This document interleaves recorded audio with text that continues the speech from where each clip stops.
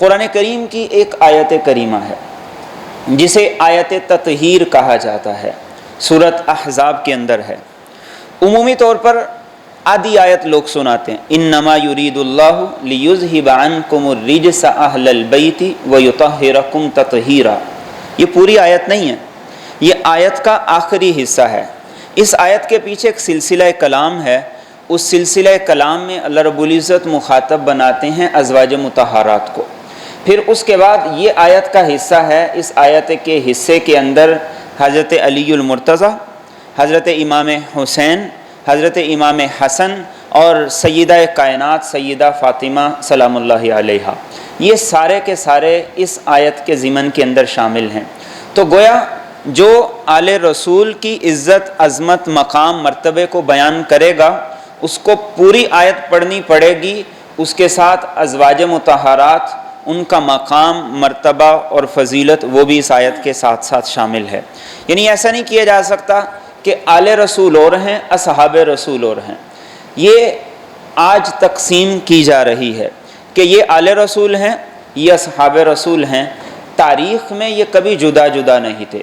السابقون الاولون میں آپ کے اہل بیت بھی شامل تھے، آپ کی ازواج مطہرات بھی شامل تھی، آپ کے اصحاب بھی شامل تھے۔ مہاجرین میں بھی ایسا ہی تھا، اور اس کے بعد پھر تاریخ میں ہمیشہ ایسا ہی رہا، یہ اکٹھے رہے۔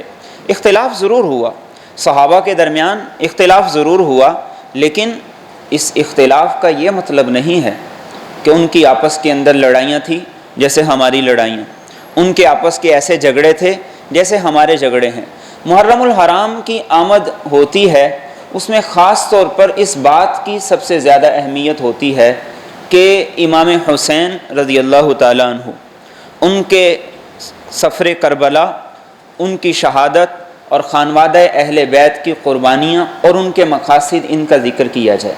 لیکن بدقسمتی سے ہمارے ہاں ماحول یہ بن گیا ہے، ہمارے ہاں مزاج یہ بن گیا ہے کہ جب تک اس ماحول کے اندر صحابہ کو جب تک برا بلا نہیں کہا جاتا تو ہمارے شیعہ یہ سمجھتے ہیں کہ اس کے بغیر ہماری مجلس کا مزہ نہیں آتا۔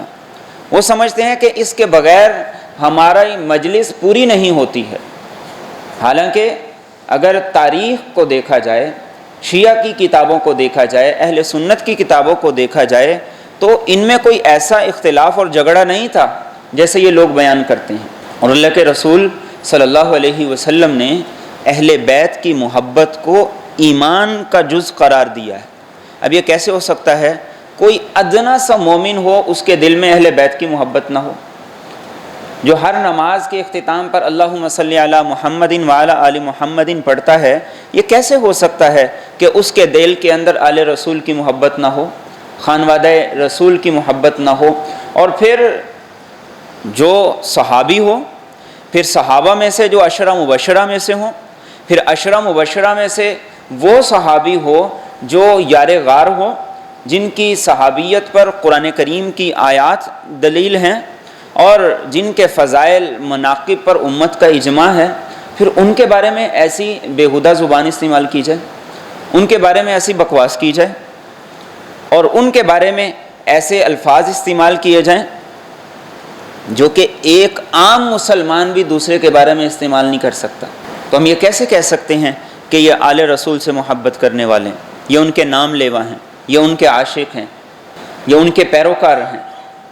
یہ صرف اور صرف لوگوں کو خوش کرنے کے لیے، پیسے کھڑے کرنے کے لیے اور لوگوں سے واہ واہ کروانے کے لیے، اس کے علاوہ اور کوئی مقصد نہیں۔